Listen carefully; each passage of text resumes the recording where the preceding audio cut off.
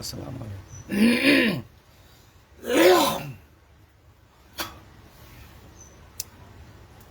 আসসালামু আলাইকুম।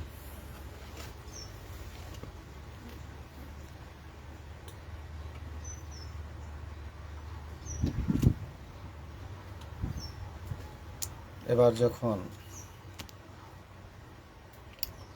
Donald Trump মধ্যপ্রাচ্যে বাণিজ্যিক সফর করলেন, তখন উনি একটি কথা বারবার উচ্চারণ করতেছিলেন। আমি কথাটা খুব গুরুত্ব দিয়ে শুনছিলাম। Abraham accord. আমি ভাবলাম যে এটা কি জিনিস, জানা দরকার। তখন এটা নিয়ে স্টাডি শুরু করলাম। বেশ কিছু পড়াশোনা করে দেখলাম ইসলাম ধর্মের যে নবী আছেন হযরত ইব্রাহিম আলাইহিস সালাম,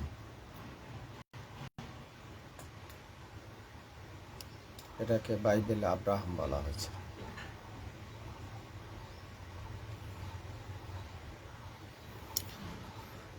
মধ্যপ্রাচ্যের আরবরা যখন ইসরায়েল রাষ্ট্রকে মেনে নিতে চাচ্ছে না, তখন আমেরিকা চিন্তা করলো তাহলে কোন পলিসিতে এটা করা যায় যাতে সহজেই তারা ইসরায়েলকে মেনে নিতে পারে, ইসরায়েলকে স্বীকৃতি দিবে, ইসরায়েলের কাছে আসবে, ইসরায়েলের প্রয়োজনে ইসরায়েলের সঙ্গে কথা বলবে। কি করা যায়? তখন আমেরিকা বোঝাতে লাগলো এই মধ্যপ্রাচ্যের রাজতন্ত্রী কিছু মাতামতাদেরকে যে ঝগড়াঝাটি করার দরকারটাকে, আমাদেরও আদি পুরুষ বা পথ প্রদর্শক ইব্রাহিম আলাইহিস সালাম আমাদেরও একই ব্যক্তি, আমরা তো সবাই ইব্রাহিমের অনুসারী। তো আমরা আব্রাহাম অ্যাকর্ড কতগুলো চুক্তি করি, যার মাধ্যমে ইসরায়েলের সাথে মধ্যপ্রাচ্যের দেশগুলোর একটা ভাই ভাই সম্পর্ক হয়। সবাই একই ধর্মের অনুসারী, একই রকম, সবাই ইব্রাহিমের অনুসারী, তো সবাই ভ্রাতৃত্ব বন্ধনে আবদ্ধ নয়, সবাই একই ধর্মের, একই মতের। এটা কখন করলো? যখন আরবরা মানছিল না। তখন 2020 সালের 15ই সেপ্টেম্বর, এই তো কয়দিন আগেকার।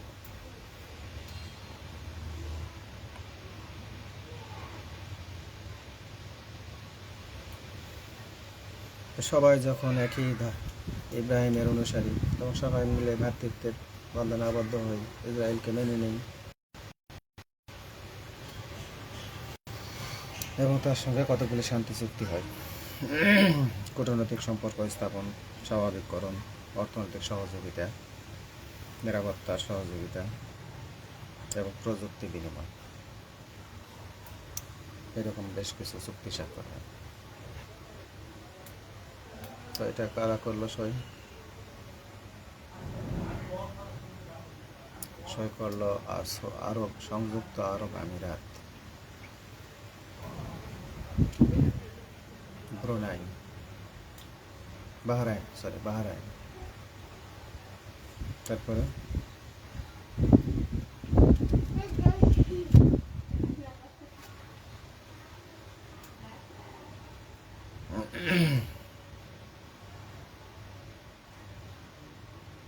Israel, Morocco, Sudan. তাহলে ইসরায়েলের সাথে চুক্তি করলো কে? মরক্কো, বাহরাইন, সুদান, সংযুক্ত আরব আমিরাত। তো এরা যখন চুক্তি করে তখন তো দেশের মধ্যে একটা ঝামেলা হবে, কেন চুক্তি হচ্ছে। তাই বোঝানো হলো যে আপনারাই তো প্রথম না, এসব কিছু তো চলমান প্রক্রিয়া, 1979 সালে মিশর করেছে, 1994 সালে জর্ডান করেছে, তো চলতেইছে। আর আরব লীগ, আরব বিশ্ব, সৌদি আরব, মিশর, তারা পেছন থেকে উৎসাহ যোগাচ্ছে, করো করো, সমস্যা আমরা করছি।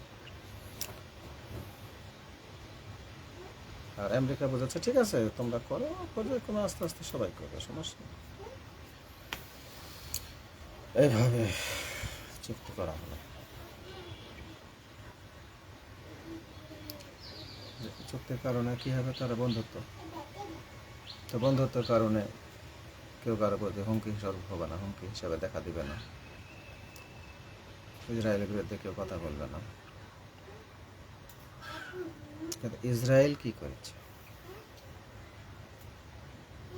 2020 সালে চুক্তি হয়েছে, কিন্তু তখনও ইসরায়েল ফিলিস্তিনের উপরে হামলা করেছে, এখনও করছে। তো আমেরিকা যখন সবাইকে ডাকলো,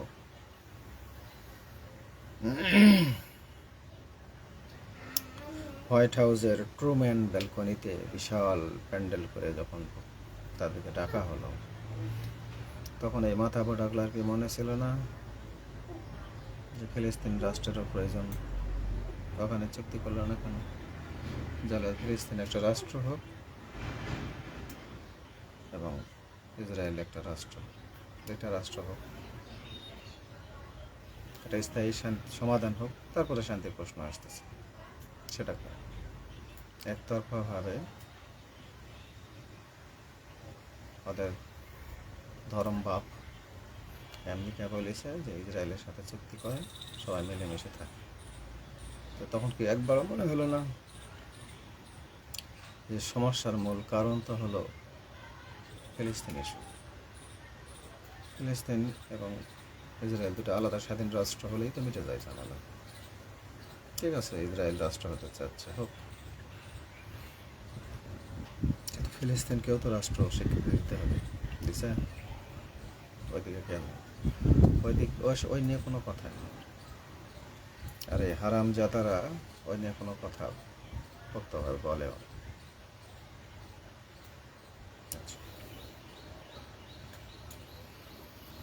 এখন যে আব্রাহাম অ্যাকর্ড, ইব্রাহিমের নামে যে চুক্তি, এটা একটা আইওয়াস, এগুলো একটা প্রকাশ্য, মানে সামনে প্রকাশ পাওয়া একটা রূপ। আসলে ভিতরে কি ছিল? ভিতরে ছিল গ্রেটার ইসরায়েল বানানোর স্বপ্ন।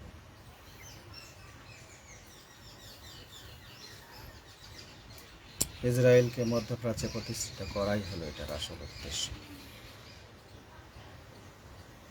যদি একবার স্বীকৃতি আদায় হয়ে যায়, তারপরে ফিলিস্তিন,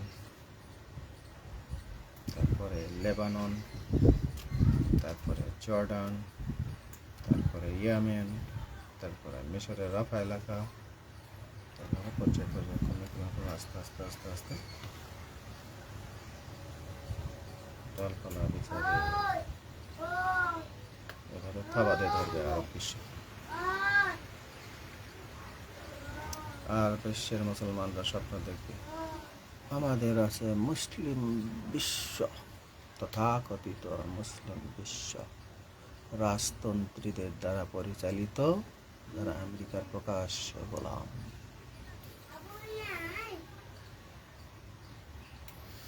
এইসব রাজতন্ত্রী মাথামোটা বদমাইশেরা ইসরায়েল আমেরিকার এই ভণ্ডামি তো বোঝার মতো ক্ষমতা রাখে না বা দরকার। তাতে রাজতন্ত্র, রাজ পরিবার টিকে থাকলেই মিটে গেল, জনগণ জাহান্নামে যাক।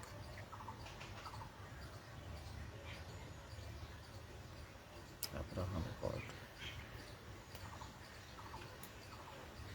ফিলিস্তিনের মানুষ না খেয়ে মরতেছে, রাফা বর্ডার আটকে দিছে, খাদ্যের ট্রাক বিশ্বজুড়ে যে সমস্ত রিলিফ ফান্ড যাচ্ছে সেগুলো ঢুকতে দিচ্ছে না। সৌদি আরবের ক্ষমতা নেয় একটা বিমান উড়ায় নিয়ে গিয়ে সেখানে খাদ্যদ্রব্য, বস্ত্র পৌঁছায় দেয়, বা যুদ্ধ বন্ধের কার্যকর কোনো পদক্ষেপ নেয়। এই ক্ষমতাটা কি আছে? ক্ষমতা আছে ট্রাম্পকে ডেকে আনি লাল গালিচা, সবুজ গালিচা বিভিন্নভাবে সংবর্ধনা দেওয়া, ট্রিলিয়ন অস্ত্রের চুক্তি করা, যে অস্ত্র আমেরিকার গোলামি মেনে না নিলে ব্যবহার করার অনুমতি মিলবে না।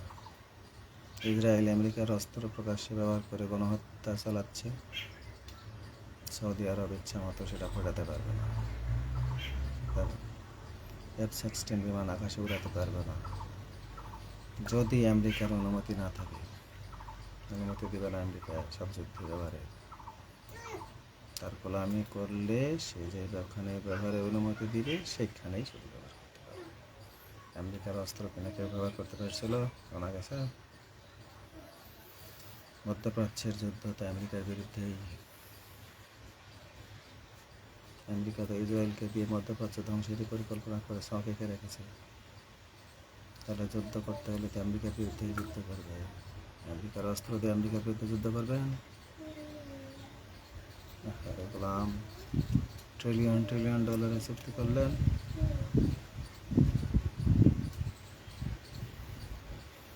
রাশিয়ার অস্ত্র নেয়, তুরস্কের ড্রোন নেয়, ইরানের ড্রোন নেয়, পাকিস্তানের পারমাণবিক বোমা নেয়, চোখে পড়ে না, পড়বে না। চীনের জেট 10 থান্ডার বিমান ভারতের বিচে ছিঁড়ে ফেল দিল যে কদিন আগে। ওগুলি কেনা যায় না, দাম কম। আমেরিকার বিরুদ্ধে যুদ্ধ হবে ইসরায়েলে, মাটিতে ট্রিলিয়ন আমেরিকার অস্ত্র দাও।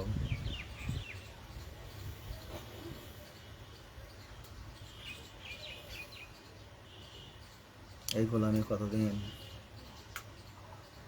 আরব বসন্ত হবে না?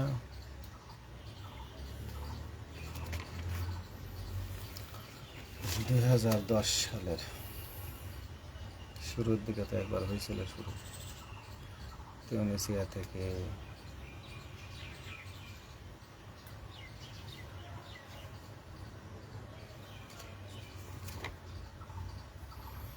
মিশর, লিবিয়া, সিরিয়া, ইয়েমেন সহ গোটা আরবে সরে পড়তে লেগেছিল। ওই সাইসাপা আগ্নেয়গিরি হয়ে আছে, সেগুলো আমি দেন না জায়গা উঠবে। ওটা সাইসাপা আগুন হয়ে আছে। রাজতন্ত্র, রাজ পরিবারগিরি দাও, তার মধ্যে হোক সান্দায় দিবে। কিন্তু অনেক দেশে হচ্ছে এরকম স্বৈরাচার, ফাঁসিবাদ, রাজতন্ত্র, জুলুম, নির্যাতন বেশিদিন চলে না। একটা গণহত্যা চলেছে ওখানে, মানবতা বিরোধী। বন্ধের কোনো পদক্ষেপ নিয়েছেন? এগুলো তো পরিকল্পিত। দীর্ঘদিন ধরে এমনভাবে অত্যাচার নির্যাতন করে আসা হচ্ছে যে একটা জনগণ বাধ্য খুশি উঠত। তার একটা নমুনা কিছু হয়েছে। যারা অপরাধী তাদেরকে ধরতে পারে বড় জোর। সদ্য জন্ম নেওয়া শিশুটিও অপরাধী, নারীটাও অপরাধী, বৃদ্ধটাও অপরাধী, শ্রমিকটাও অপরাধী, তাদের বাড়ি ঘরগুলোও অপরাধী। সব মাটির সাথে মিশিয়ে দিতে হবে। কিছুই বলার নাই। বলার কি আছে? আপনাদের দেশের ভিতরে ঢুকেও তো আমেরিকা আক্রমণ করে, আর কোথাও করে না, আপনাদের এইসব দেশেই করে। তথাকথিত মুসলিম বিশ্ব আরবের দেশের ভিতরে গিয়ে হোগার মধ্যে বাঁশ দিয়ে চলে আসে আমেরিকা। আর কোথাও পারে? আর পারে তাই পাকিস্তানে পারে, আফগানিস্তানে পারে,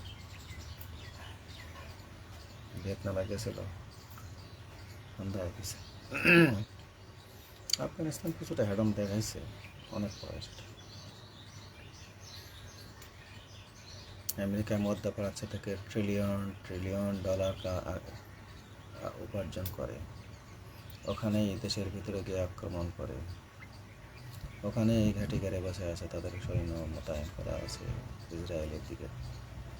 কেউ যদি সেদিকে চোখ তাকায়, চোখ তুলে তাকায়, ওই সমস্ত জায়গা থেকে আক্রমণ হবে। মুসলিম বিশ্ব তথাকথিত মুসলমানের জীবনের কোনো দাম নেই। দাম আছে কার? যে হোগা মারতে পারে সেই আমেরিকার ট্রাম্পকেই আবার 400 কোটি টাকা দামের ব্যক্তিগত বিমান উপহার দেয় কাতারের শয়তান।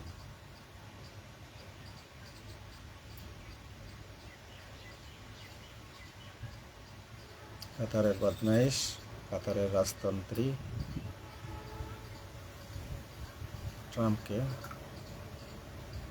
400 কোটি মার্কিন ডলারের বিমান উপহার দেয়। পাশেই ফিলিস্তিনি শিশু না খেয়ে মরতেছে, সেখানে একটা বিমান উড়ে যাওয়ার সাহস দেখায় না, কারণ ইসরায়েল প্রভু আব্রাহাম একট। যদি আমেরিকা রাগ করে তাহলে তো আমাকে গোলাম হিসাবে রাখবে না, মানে আমার রাজতন্ত্র শেষ।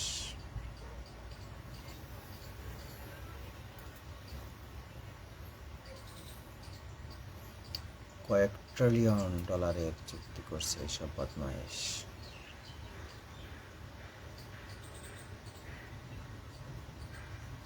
আর ট্রাম্প এই সমস্ত টাকা ইসরায়েলকে দিচ্ছে আর বলতেছে ফিলিস্তিন ফাঁকা করো। সেখানে আমার জামাই কুশনার, জেরেড কুশনার রিয়েল এস্টেটের ব্যবসা করবে। ফাঁকা ময়দানে সুন্দর অট্টালিকা হবে, সেখানে ইহুদিরা থাকবে, উন্নত জীবনযাপন করবে। আমেরিকা থেকে আসবে, জার্মান থেকে আসবে, রাশিয়া থেকে আসবে, ভারত থেকে যাবে, সারা বিশ্ব থেকে সবাই আসবে, বসতি স্থাপন করবে, অস্ত্র বানাবে, জর্ডানের দিকে তাক করবে, ইয়েমেনের দিকে তাক করবে, লিবিয়ার দিকে তাক করবে। এগুলো ফাঁকা করতে হবে। তো বড় বড় বিল্ডিং লাগবে না, অস্ত্রের কারখানা বানাতে হবে, পারমাণবিক অস্ত্রের ক্ষেত্র বানাতে হবে। এই জন্য আমেরিকা আব্রাহাম একট করেছে।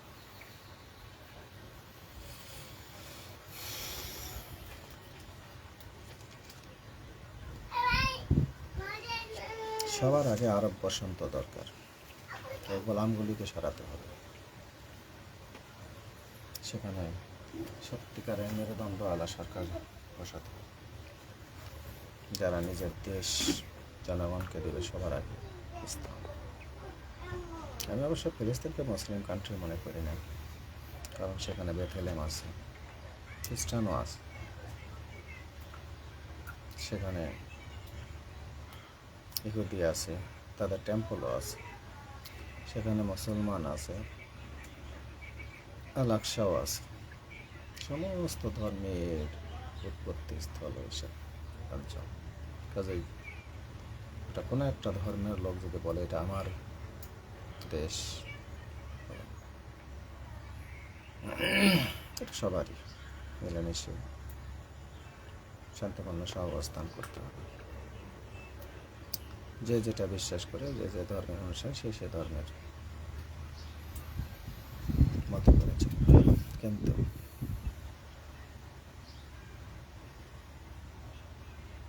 ইসরায়েল তো সেটা চাচ্ছে না। ইসরায়েল চাচ্ছে জায়নিস্ট রাষ্ট্র, জায়নিজম, ইহুদিবাদী। তারা কি করতে চায়? সেখানে সমস্ত ময়দান ফাঁকা করতে চায়, নতুন করে বসতি স্থাপন করবে, শুধু ইহুদিরা থাকবে। তারপর কি করবে ধর্ম নিয়ে অত বাড়াবাড়ি দরকার না, যে মানবে মানবে, না মানবে না মানবে, কিন্তু ইহুদিবাদী হবে। ইহুদিবাদী আর ইহুদি ধর্ম এক জিনিস নয়।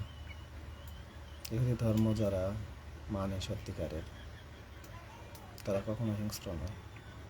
এরা হলো জায়নবাদী, জায়নিজম, জায়নিস্ট, এরা মৌলবাদী। তারা হত্যা, খুন, রাহাজানি, গণহত্যা শুধু নিজেরাই করে না, অন্যদেরকে উৎসাহ দেয়। যেমন ভারতকে উৎসাহ দিচ্ছে, কাশ্মীরে গণহত্যা চালাও, গাজা বানাই ফেলাও।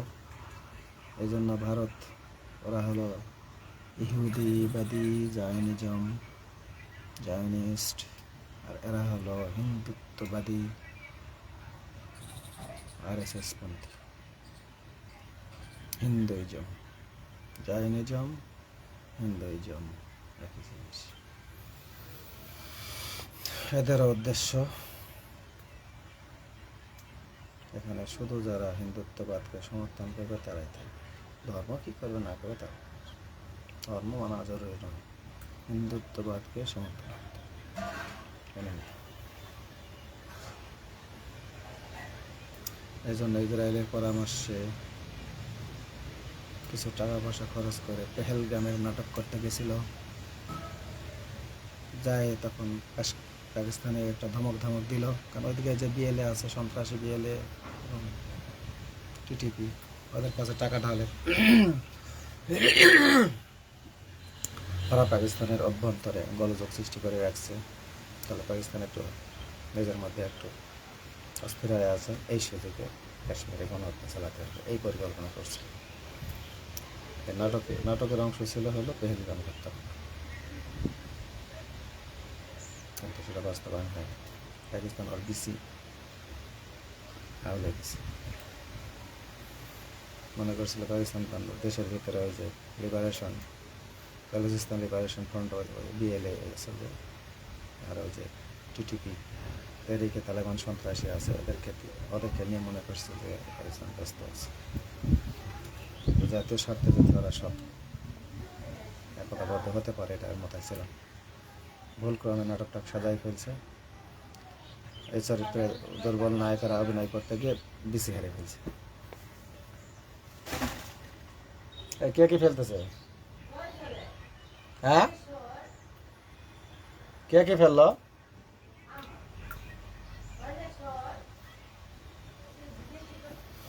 এই সমস্ত নাটক করে মানবতা বিরোধী কাজ করা হচ্ছে। মানুষের জীবনের কোনো দাম নেই। 26 জন মারা গেছে, কি তারা মানুষ? কি ধর্ম বিশ্বাস করে তার ব্যক্তিগত মানুষ তো ফিলিস্তিনের হাজার হাজার প্রায় লাখের কাছে মারা যাচ্ছে, কে মানুষ? বলবে কেন তারা? তাদের বেশ থাকার অধিকার নেই? জায়নিজম হবার মধ্যে সন্দেহ দেবে মানুষ।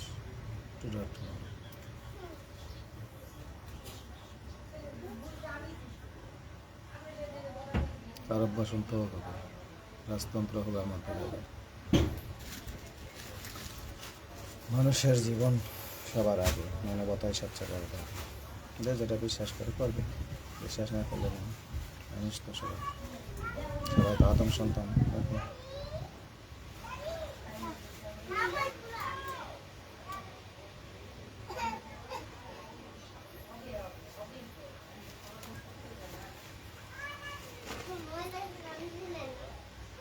তো আব্রাহাম অ্যাকর্ড জিনিসটা এখনো অনেকের কাছে যদি পরিষ্কার না হয়ে থাকে, তাহলে আগামী দিনে ইসরায়েলের তাণ্ডব দেখার জন্য বিশ্বকে তৈরি থাকতে হবে।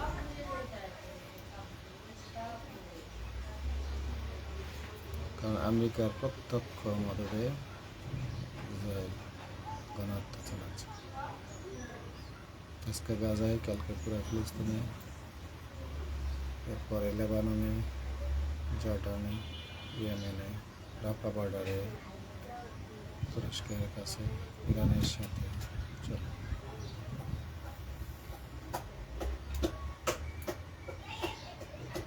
বিশ্বের সমস্ত অশান্তির মূলে আছে এইগুলো। ধর্মীয় ভাবে না, ধর্মের কারণে আমি বলবো না। এই মেন্টালিটির লোকেরা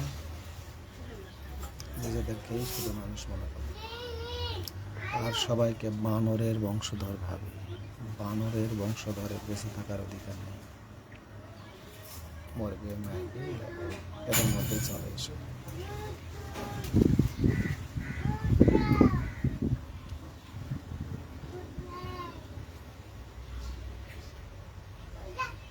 আব্রাহাম একর্ডে বলা হয়েছে আমরা আমরা ভাই ভাই, মারামারি করতে নাই।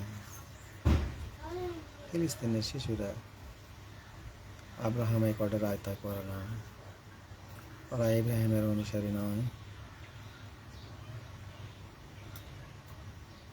সবাই কি বদমাইশ, চোর, ডাকাত, সন্ত্রাসী? আব্রাহাম একর্ডে তো হিন্দুত্ববাদী ধর্মের পড়ে না, কারণ ওরা তো পৌত্তলিক। ইব্রাহিম তো পৌত্তলিকতার বিপক্ষে ছিল, ওরা তো ইব্রাহিম ধর্মের অনুসারী ছিল না। তাহলে ইহুদির সাথে হিন্দুত্ববাদীদের এত কিসের বন্ধুত্ব? হিন্দুত্ববাদী আর জায়নবাদীদের মধ্যে এত বড় মারামারি সম্পর্ক কিসের? কোথেকে আসে এই সম্পর্ক? এটা অন্য ব্যাপার, এটা বুঝবেন না আপনারা, তাই না? এটা বুঝবেন না আপনারা। একজন আব্রাহাম একর্ডে স্বাক্ষরকারী ভাই ব্রাদার, হিন্দু, খ্রিস্টান, ইহুদি, মুসলমান সবারই পূর্ব মহামানব ধর্মগুরু ইব্রাহিম, আব্রাহাম, এরা ভাই ভাই খুব মিলেমিশে থাকতেছে। হিন্দুত্ববাদীদের সাথে লেসবিয়ান করেন নাকি করেন? ওটা অন্য ব্যাপার, এটা বুঝবেন না আপনারা। কাশ্মীরের মুসলমানকে মারতে, এই কারণে ওটা।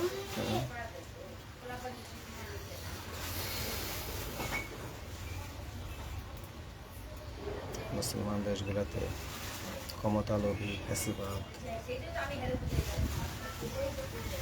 সাম্রাজ্যবাদী, ফ্যাসিবাদ, দুর্নীতিবাজ,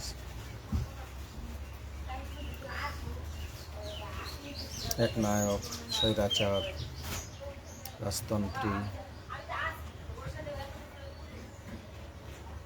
জনগণের উপর অত্যাচার, নিপীড়ক, এইসব দেশ, এইসব বদমাইশ তারা ভর্তি। এরা নিজের স্বার্থের বাইরে কিছু ভাবতে পারে না। তাই এদেরকে নিরাপত্তা দেওয়ার অজুহাতে আমেরিকা এদের গুরু সাজা আছে। সেই সুবাদে ইসরায়েলকে পুশ করে দিচ্ছে, বসাও, জায়গা ফাঁকা করে নাও, আমি আছি এদের সাথে। আমি তো করে দিছি আব্রাহাম একর্ড।